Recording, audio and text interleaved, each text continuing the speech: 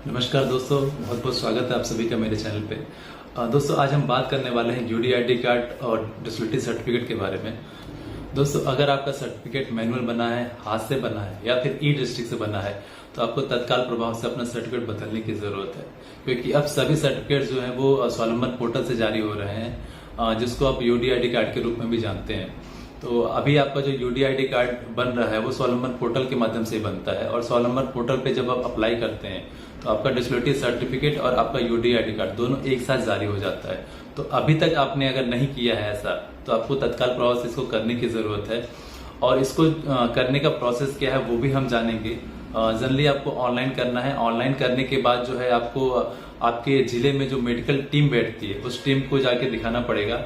Generally कहीं कहीं सोमवार को बैठते हैं, कहीं पे गुरुवार को बैठते हैं, या फिर ये सर कह सकते हैं कि हफ्ते में कहीं 2 दिन बैठते हैं, कहीं 1 दिन बैठते हैं, या फिर पूरे हफ्ते भी बैठते हैं कि कुछ कुछ जिलों में। तो आपको अपने स्तर से पता करना पड़ेगा कि आपके जिले में डॉक्टरों की टीम कब बैठती है। ये मेडिकल बोर्ड की टीम होती है जो जांच करती है, और जांच करने के बाद वो अपना रिपोर्ट लगाती है। रिपोर्ट लगाने के बाद पुनः जो है स्वावलंबन पोर्टल से ही 1 से 1.5 महीने बाद आपका सर्टिफिकेट जब जारी हो जाता है तो आप वहां से उसको डाउनलोड कर सकते हैं।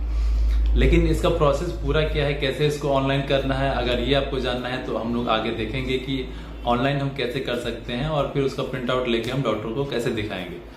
लेकिन पूरा प्रोसेस देखने से पहले अगर आप हमारे चैनल पर नए हैं तो चैनल को सब्सक्राइब कर लीजिएगा, लाइक कर लीजिएगा, और चैनल को शेयर जरूर कर दीजिएगा, खास करके दिव्यांग भाइयों और बहनों के बीच में, ताकि उनको भी योजनाओं की जानकारी हो सके। तो आइए देखते हैं कि हमको ऑनलाइन कैसे करना है और उसके बाद आगे का प्रोसेस कैसे करना है। गूगल पे आपको टाइप करना है स्वावलंबन-कार्ड.gov.in। इतना करने के बाद इंटर कर दीजिए। यहाँ पे आपके सामने पेज खुल जाएगा, और यहाँ पे आपको 6 चीज़ें दिखाई पड़ेंगी। Apply for disability certificate and UDID card, apply for disability certificate and UDID card renewal, apply for lost UDID card, track और एप्लीकेशन स्टेटस, और download your disability card UDID card, और अपना पर्सनल अपडेट। हमारे मामले में पहला है तो अप्लाई फॉर डिसेबिलिटी सर्टिफिकेट, हम इस पर क्लिक कर देंगे। पेज खुल जाएगा हमारे सामने, और यहाँ पे 4 चीज़ें मांग रही हैं। पर्सनल डिटेल, उसके बाद आपका डिसेबिलिटी डिटेल, उसके बाद एम्प्लॉयमेंट डिटेल और आइडेंटिटी डिटेल। इतनी 4 चीज़ें आपको यहाँ पे भरनी है। तो पहला पर्सनल डिटेल है जिसमें आपका नाम रहेगा। इसमें आपका नाम इंग्लिश और हिंदी दोनों में भरना है। आपको यहाँ पे अपने फादर का नाम सेलेक्ट कर लेना है, डेट ऑफ बर्थ सेलेक्ट कर लीजिए, जेंडर सेलेक्ट कर लीजिए, मोबाइल नंबर दे दीजिए, आपका ईमेल अगर है तो दीजिए। मार्क ऑफ आइडेंटिफिकेशन जरूर दीजिएगा, अगर आपके पास कुछ कटे या चेहरे पे कटे वगैरह का निशान है तो डाल दीजिए। कैटेगरी यहाँ से सेलेक्ट कर लीजिए अपना क्या है। ब्लड ग्रुप अगर आपको मालूम है तो ब्लड ग्रुप जरूर दीजिएगा, नहीं तो उसको ब्लैंक छोड़ दीजिए, बट मालूम हो तो ज़रूर डाल दीजिए। मैरिटल स्टेटस क्या है आप अपना देख लीजिए। उसके बाद यहाँ पे दे रहा है रिलेशन विद पीडब्ल्यूडी, यहाँ पे आपको सेल्फ कर देना है, आप इसको सेल्फ कर दीजिए। फिर अपना फ़ोटो यहाँ पे आपको अपलोड करना है। ध्यान रखिएगा फ़ोटो की जो साइज़ है वो 15 KB से 100 KB के बीच होनी चाहिए, इससे ज़्यादा नहीं होनी चाहिए। और जो हाइट पूछ रहा है वो भी SC/PX अलाउ करता है, तो उसको आप ध्यान दे दीजिएगा। इतना करने के बाद फिर आपका जो सिग्नेचर पूछ रहा है वो सिग्नेचर की जो साइज़ है वो 3 KB से 30 KB के बीच होनी चाहिए। तो इतना फाइल को पहले से बना के रखिएगा, फ़ोटो सिग्नेचर पहले से बना के रखिए। और इसके बाद यहाँ पे आपको अब एड्रेस देना है। एड्रेस देने के बाद जो है आपका जो भी स्टेट वगैरह है उसको सेलेक्ट कर लीजिए अपना एड्रेस। और जो डॉक्यूमेंट आपको देना है उसमें आपको आधार कार्ड यहाँ पे है तो आपके पास आधार कार्ड सेलेक्ट कर लीजिएगा। आधार कार्ड सेलेक्ट करने के बाद फिर आपको यहाँ पे आधार कार्ड अपना अपलोड करना है, और इसकी जो साइज़ है वो 10 KB से 500 KB के बीच होनी चाहिए।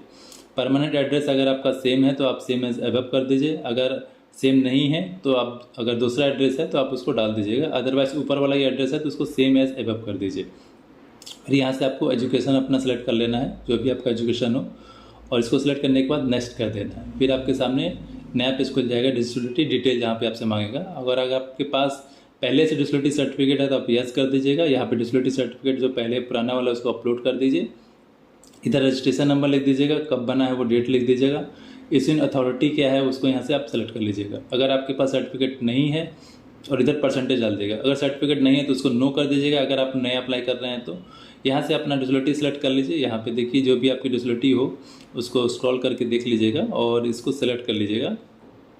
डिसेबिलिटी सिंस और डिसेबिलिटी बाय बर्थ ये यहाँ पे पूछ रहा है। अगर आपको किसी बीमारी के कारण या एक्सीडेंट हो गया है तो सिंस पे रखिएगा, और फिर यहाँ से अपना ईयर सेलेक्ट कर लीजिए, किस साल आपको ये विकलांगता हुई है। अगर बर्थ है तो बाय बर्थ कर दीजिएगा। उसके बाद डिसेबिलिटी एरिया क्या है, मतलब बॉडी के कौन से पार्ट में जो है आपको दिव्यांगता का असर है। तो 2-3 अगर आपके एरिया होंगे तो उसको सेलेक्ट कर लीजिएगा, जो भी एरिया हो आप सेलेक्ट कर लीजिएगा बॉडी का। और हॉस्पिटल अदर स्टेट पूछ रहा है तो इसको आप ब्लैंक छोड़ दीजिए। ये तीनों जो कॉलम है हॉस्पिटल, ट्रेडिंग स्टेट और ये सारी चीज़ें, इसको आप खाली छोड़ दीजिएगा। और फिर यहाँ से आपको डिसबिलिटी ड्यू टू, यहाँ पे आपको सेलेक्ट कर लेना है कि एक्सीडेंट हुआ था, कॉग्निटिव था, डिसीज था, ठीक है, जो भी आपके मामले में होगा उसको सेलेक्ट कर लीजिएगा और हॉस्पिटल सेलेक्ट कर लीजिए और फिर इसको नेक्स्ट कर दीजिए। नेक्स्ट करने के बाद एम्प्लॉयमेंट आपको देना है, अगर आप कोई नौकरी कर रहे हैं या फिर नहीं कर रहे हैं तो जैसा भी आपके मामले में होगा उसको सेलेक्ट कर लीजिएगा। और फिर इधर आपको अपना ऑक्यूपेशन का डिटेल देना है कि आप क्या कर रहे हैं। अगर नौकरी कर रहे हैं तो उसको सेलेक्ट कर लीजिएगा, नहीं कर रहे हैं तो आप अदर्स कर दीजिएगा। और फिर अगर आप स्टूडेंट है तो स्टूडेंट सेलेक्ट कर लीजिएगा। यहाँ से अपना APL BPL जो भी आपका कार्ड का स्टेटस सेलेक्ट कर लीजिए। इनकम आपको अपना पर्सनल इनकम देना है यहाँ पे, तो आप उसको 10,000 के आसपास ही रखिएगा। और जो स्पाउस का इनकम है उसको भी आप 1 से 1 लाख के आसपास रख सकते हैं। नेक्स्ट कर दीजिएगा। फिर आपको यहाँ पे अपना ID प्रूफ देना है, तो ID हम आधार पहले भी सेलेक्ट किए हैं तो यहाँ पे भी हम अपना आधार दे देंगे और यहाँ पे अपना आधार नंबर लिखेंगे और यहाँ पे टिक कर देंगे। और फिर अगर अदर स्टेट से पूछ रहा है तो इसको आप ब्लैंक छोड़ दीजिए। यहाँ पे कैप्चा डालिए और नीट पे कंफर्म कर दीजिए, एग्री पे कंफर्म करके प्रोसीड कर लीजिए। प्रोसीड करने के बाद फिर आपके सामने जो है वो कंफर्म के लिए पूछेगा, तो यहाँ पे एप्लीकेशन कंफर्म कर दीजिए एक बार चेक करके, कोई दिक्कत नहीं ना है। यहाँ पे जितने भी कॉलम दिखा रहे हैं टिक करने के लिए, आठों पे आपको टिक करना है, किसी को ब्लैंक नहीं छोड़ना है। आप ब्लैंक छोड़ेंगे तो एप्लीकेशन फिर वापस आपको भरना पड़ेगा।